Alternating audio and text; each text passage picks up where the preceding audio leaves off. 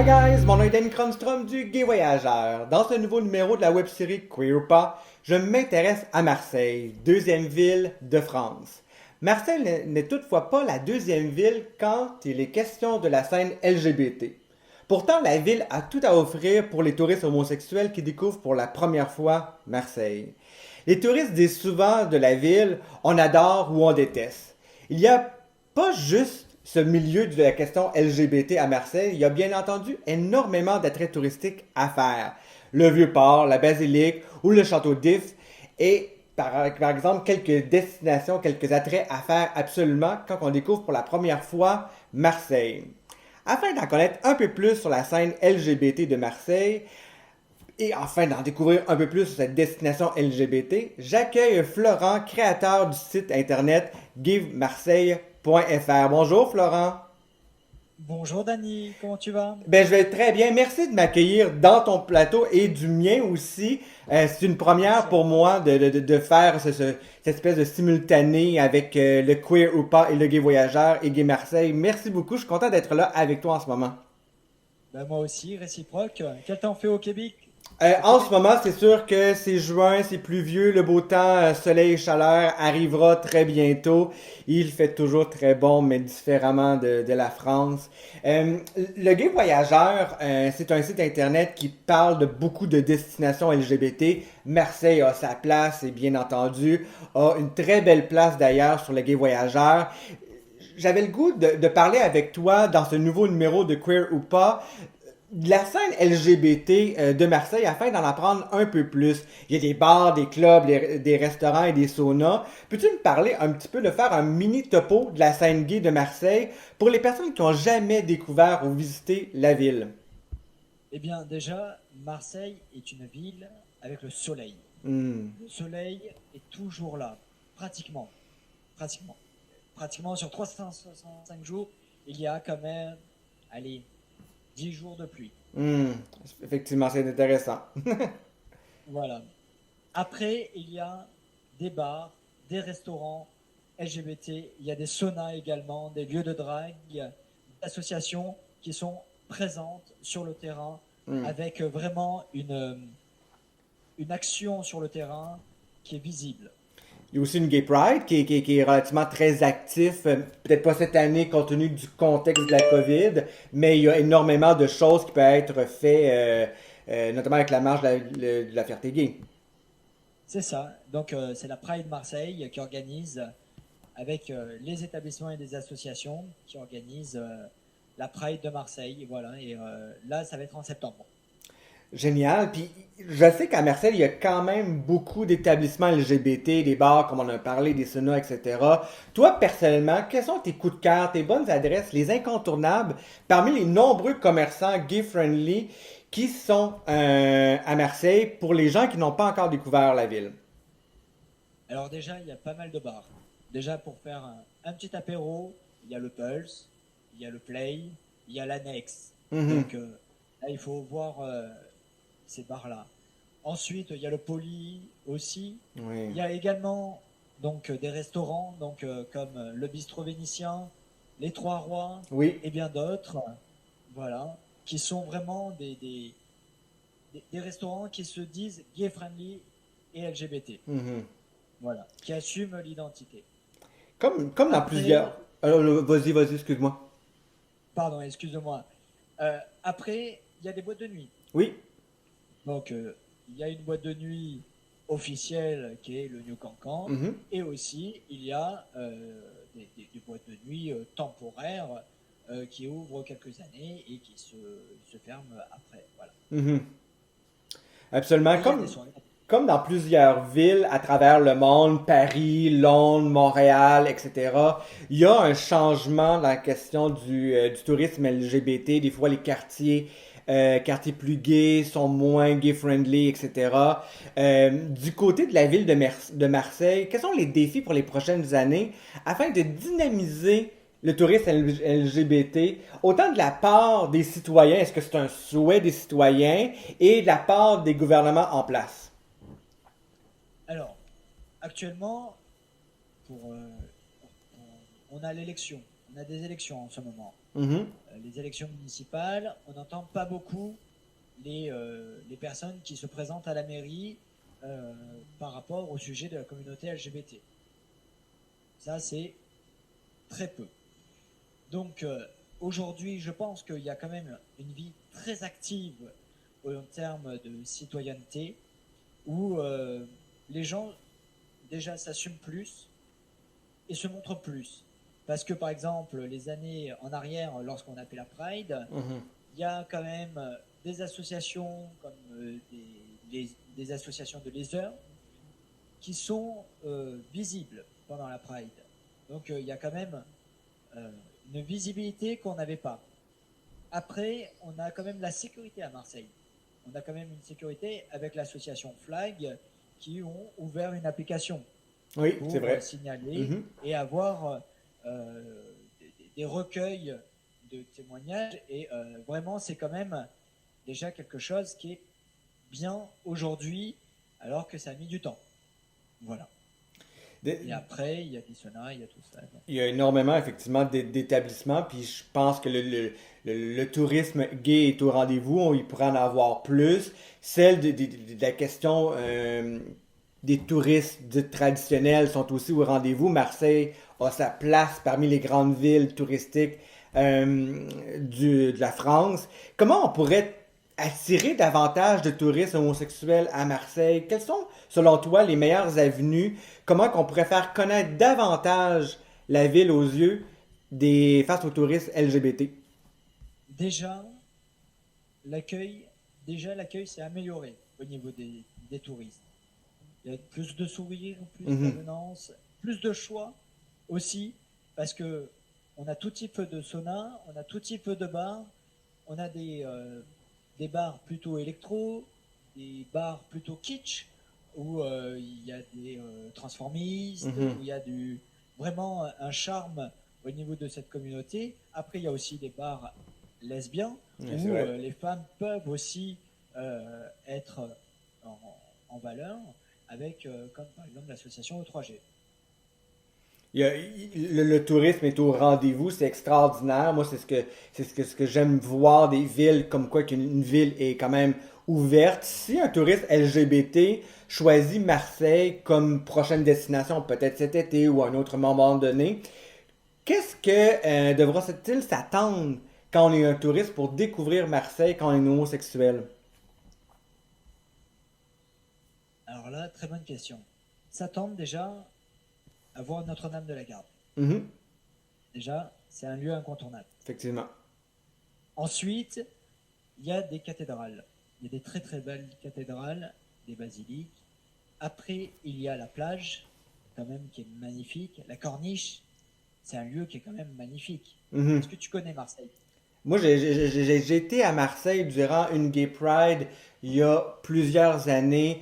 J'ai adoré, mais je ne connais pas nécessairement Marseille comme je peux connaître Montpellier, Paris, et etc. Compte tenu que je suis allé qu'une fois il y a quelques années, euh, je crois que c'est une destination qui a grandement changé, notamment sur la question des plages, voir Marseille autrement. Je pense que ça pourrait être fort bien. Et aussi Marseille en dehors du centre-ville. Je crois qu'il y a des découvertes à faire quand c'est la première fois qu'on le découvre la ville. Ouais.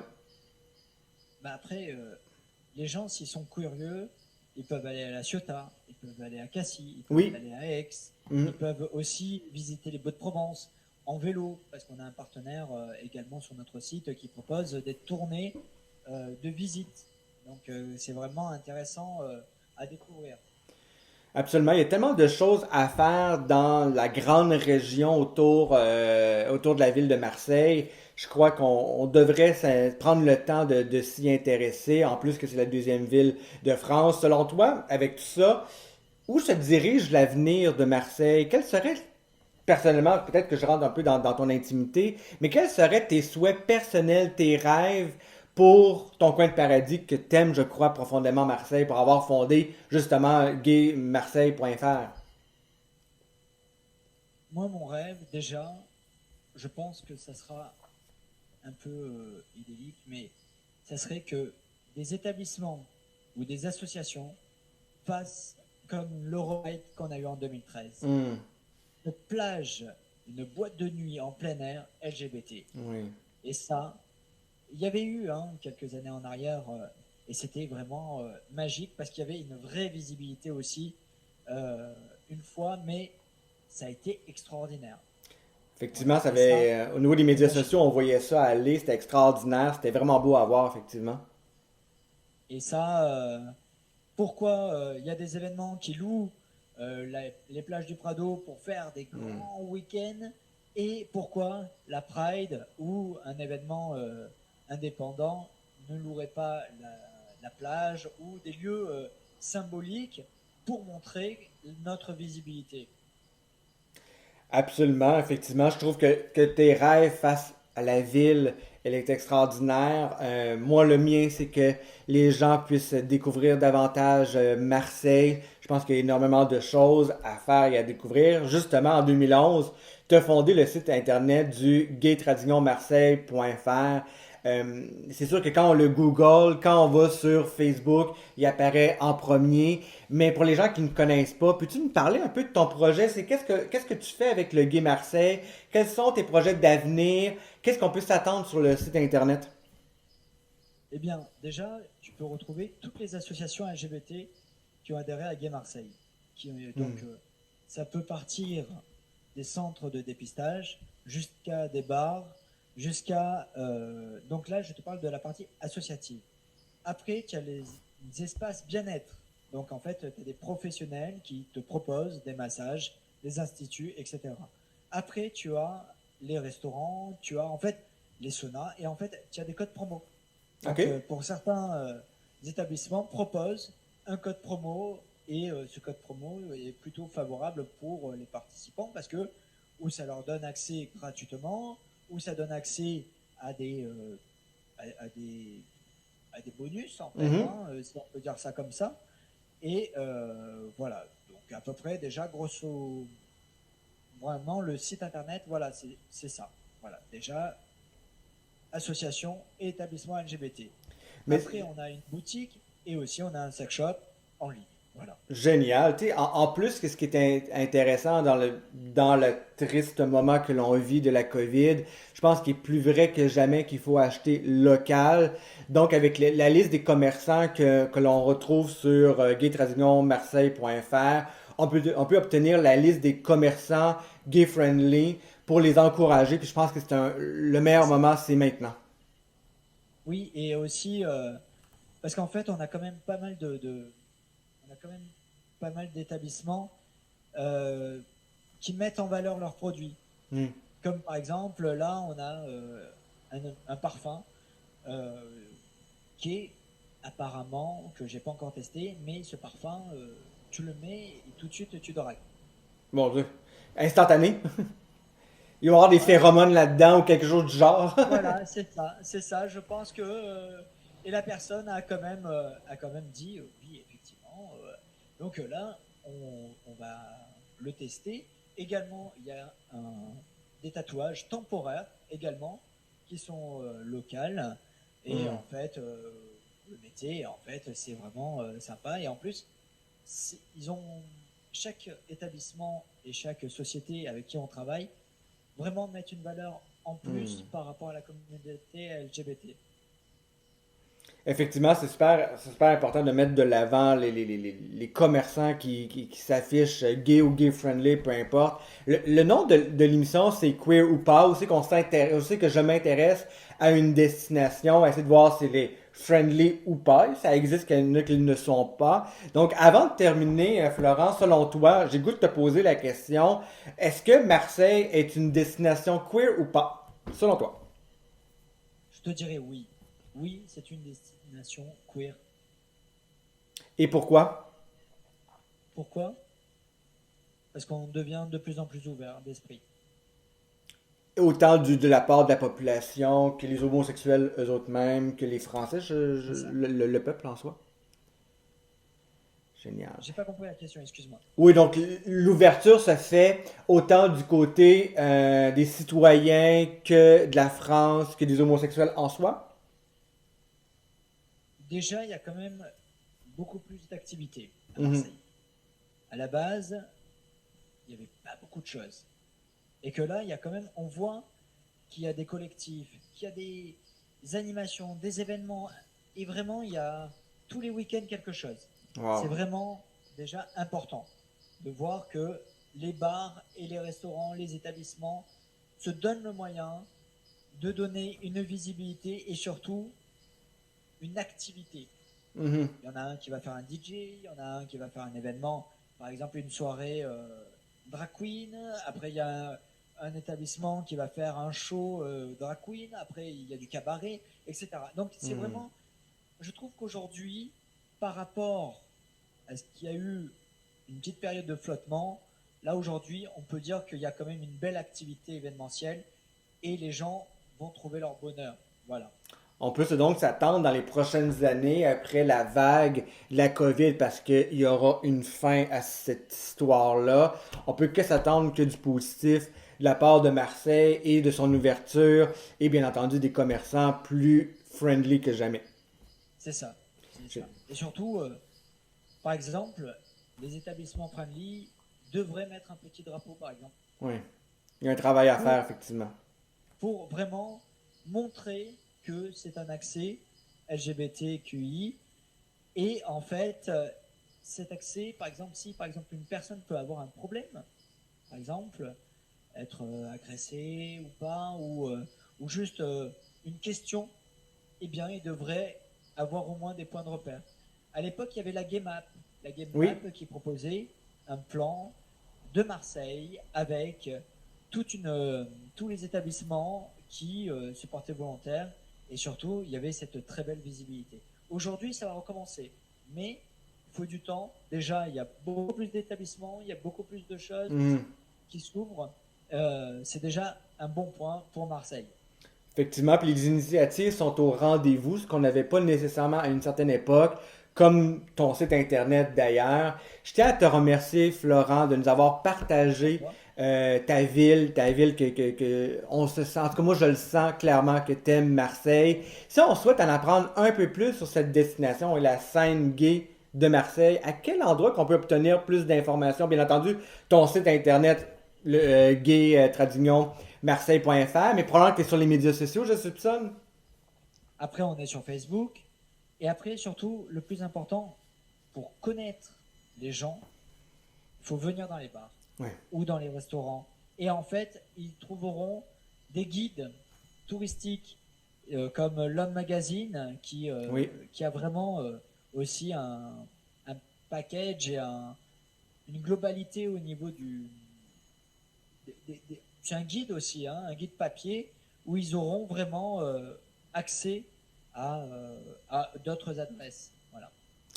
Merci Florent. Si vous avez aimé cette interview, je vous invite à commenter la vidéo parce que il est retransmis en direct sur la page Facebook de Gay Marseille, mais aussi commenter ce podcast et de vous abonner bien entendu à la chaîne du Gay Marseille, mais du Gay Voyageur également, Oh, à aussi. aimer, à partager ce nouveau numéro de Queer Pass. C'est la façon de nous dire que vous avez aimé, que vous aimez la web série, parce que tout ça est gratuit, tout ça va rester gratuit de la part du Gay Voyageur et de Queer Pass. C'est la façon de dire merci. Donc, je vous invite à également à suivre, bien entendu, le Gay Voyageur et la web série Queer ou Pas sur Facebook, Instagram, YouTube et son site internet gayvoyageur.com ou queeroupas.com. Vous allez obtenir énormément d'informations sur Marseille, mais sur les autres destinations, bien entendu. Merci beaucoup, Florent. On se retrouve dans un Samy, tout j'ai juste nouveau une numéro. question.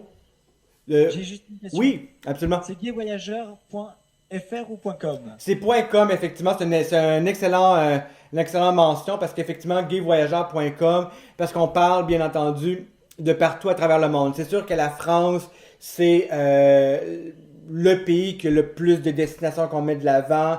C'est souvent en priorité sur bien des contenus, mais c'est partout, c'est l'Europe, c'est l'Asie, c'est l'Amérique, donc c'est pour ça que c'est un .com. On attire une clientèle initialement française, mais aussi du Luxembourg, de la Belgique et un peu du Québec, compte tenu que la quantité d'homosexuels est moins grande au Québec en comparé avec les populations françaises de l'Europe. Et est-ce que sur ton guide, tu vas sur le terrain? Absolument. C'est pour ça que sur le Guide Voyageur, il y a soit du monde qui travaille en collaboration, parce qu'on est une équipe, je suis pas seul, on est une équipe, mais aussi on retrouve plus de 135 guides voyage en format vidéo sur YouTube. Par exemple, ça peut être Bangkok, ça peut être Stockholm, etc.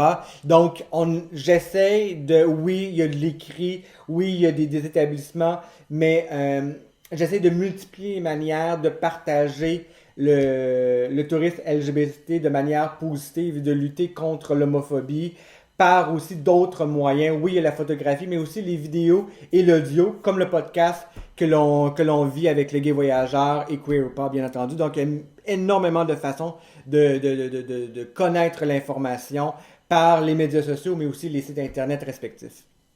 Et une dernière question pour toi. Oui. À quand une vidéo sur Marseille? C'est sûr que ça, là, c'est sûr qu'en ce moment, c'est plus complexe. Il y a énormément de vidéos qui sont mises en attente actuellement à cause du contexte de la COVID. Les gens vont davantage voyager localement. Donc, exemple, Aruba aux Caraïbes, qui est une destination très gay-friendly, est en attente. Portland aux USA, aux États-Unis. Il y en a beaucoup, une liste incroyable. Je devais aller en France cet été. Je devais aller au Madagascar cet été pour tourner. Il y a d'autres projets qui s'en viennent, mais qui ont bousculé. Et surtout, euh, compte tenu du contexte de la COVID, tout ça est... On peut le voir négativement, mais moi j'ai le goût de le voir positivement. Chaque personne est différente, mais moi je le vois positivement et c'est un excellent moment pour revoir quelque chose, prendre le temps d'analyser et c'était le cas du Gué Voyageur. Donc on se permet de revoir l'ensemble du site internet. Donc en ce moment même, je suis dans cette situation-là. Le Et site en devrait refait. sortir dans un mois, une euh, nouvelle version complète, nouveau design, beaucoup plus simple, beaucoup plus agréable à le visiter. Nouveau contenu, mais surtout et avant tout de nouvelles fonctionnalités. Donc tout ça va être porteur pour les touristes francophones issus, bien entendu, oui, de la France, de la Belgique, du Luxembourg, de la Suisse, mais aussi de partout à travers le monde, bien entendu. Parce que la francophonie ne Est-ce que se limite pas juste en Europe, mais est en Amérique, est en Asie, est en Afrique. Et ça, on le voit, on le sent. J'ai des visiteurs francophones des États-Unis, parce qu'il y a des francophones aux États-Unis aussi, là. quelles seront peut-être en exclusivité, les nouveautés? Il y en aura plusieurs. C'est sûr que c'est une architecture davantage. On va mettre de l'avant. Actuellement, il n'y a pas nécessairement beaucoup d'établissements qui sont répertoriés. J'en ai peut-être approximativement 2000. Là, j'ai pas des Super. chiffres précis, mais ça va être beaucoup plus axé établissement et être à jour sur ces établissements-là. Pourquoi je dis à jour? Parce que la COVID aura un impact malheureux sur les établissements.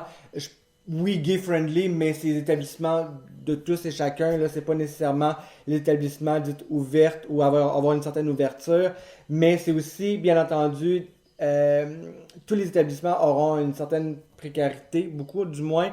Donc, on veut mettre de l'avant des solutions pour aider, stimuler les commerçants LGBT et c'est une mission que l'on se donne et aussi on veut mettre davantage l'accent sur une charte qui va aider les commerçants qui se disent gay-friendly et comment accueillir davantage les touristes LGBT par de la formation, par du contenu, etc. Donc on va être là davantage pour supporter tous et chacun pour que les touristes qui se rendent sur le gayvoyageur.com puissent avoir tout en main, mais aussi travailler en collaboration ensemble, en équipe, avec des partenaires comme exemple Guy Marseille, mais il y en a partout à travers le monde. Donc on est là pour être un moteur, un supporter du tourisme LGBT de manière positive. Ben, en tout cas, bravo, parce que Ça fait combien d'années que ça existe, Quai Voyageur?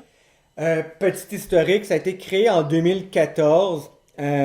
Donc, ça fait 6 7 ans que ça a été créé. Au début, c'était pas du tout le principe, c'était plus sur la forme de j'aime voyager, donc c'était plus personnel. De là vient queeroupa.com, qui est l'idée initiale du Gué Voyageur, où c'est que c'est moi et ma vision du tourisme, et etc. Mais avant le Gué Voyageur, il y avait touristiquementgay.com qui existait depuis 2008, mais qui a été vendu en 2011. Là, je mets des approximatifs. Là, c'est peut-être pas très précis ce que je dis, mais c'est les dates et compte tenu que je vieillis, on perd la mémoire. Donc le Gué Voyageur depuis 2014, mais je te dirais que c'est depuis 2017 qu'il y a eu un boom. Un moment donné, j'avais décidé de prendre mon pack-sac et découvrir l'Asie parce que je suis un profond amoureux de l'Asie, profond amoureux de l'Asie du Sud-Est particulièrement. Donc du Sri Lanka jusqu'au Vietnam avec mon pack-sac, faire de pays en pays, de ville en ville, de village en village. Donc depuis ce temps-là, le Gué Voyageur a explosé. Il y a d'autres projets qui s'en viennent. Parce que oui, tu sais, faire la promotion de ce niveau-là, mais il y a tout le temps un reflet. Tu sais, on peut le voir d'un sens, comme un miroir. Tu sais. Un miroir, quand on se regarde, je me vois. Mais est-ce qu'on peut prendre le temps de se regarder l'intérieur aussi? C'est ce que ça sert un miroir. C'est pas juste l'aspect physique, la peau, les cheveux, etc. Donc, j'avais le goût, dans le futur, voir autrement un autre aspect du tourisme. Donc, ça s'en vient. Je suis en train de travailler là-dessus justement en ce moment, mais ça va prendre quelques mois, quelques années, beaucoup de boulot, bien Bah oui, entendu. oui, oui. Et en tout cas, je te le souhaite parce que franchement, Dany, ça a l'air vraiment. J'ai un double son. Est-ce que c'est toi qui as du son derrière? Moi, tout va bien ici. Ah, pourtant, j'ai rien touché. En tout cas, on salue les personnes, Tania, on salue Bastien, Ludivine, Ronan et toutes les personnes. En tout cas, Dany, merci beaucoup pour cette interview. Merci Florent, c'est très gentil. J'espère que les gens qui sont en direct de ton côté pourront suivre le podcast Queer ou pas. Il y aura d'autres numéros prochainement. C'est environ 1 ou 2 épisodes par semaine. Merci beaucoup, je vous aime profondément. Merci d'être On là. mettra, Dany, en tout cas, on mettra le lien dans notre live de ton podcast. À peu près, ils peuvent le retrouver quand? Ça prend tout le temps un peu de temps à iTunes, Spotify, Google, SoundCloud à le prendre, mais je vous dirais que d'ici les 3 prochaines heures, ça devrait être en ligne. De toute manière, sur la page Facebook de Queer ou pas, dès que tous les systèmes, toutes les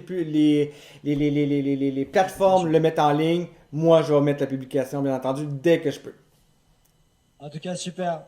Merci En tout beaucoup. cas, Au on remet revoir. le décompte et on salue tout le monde. Excellente journée à toutes et à tous. Au Merci, revoir. Dany.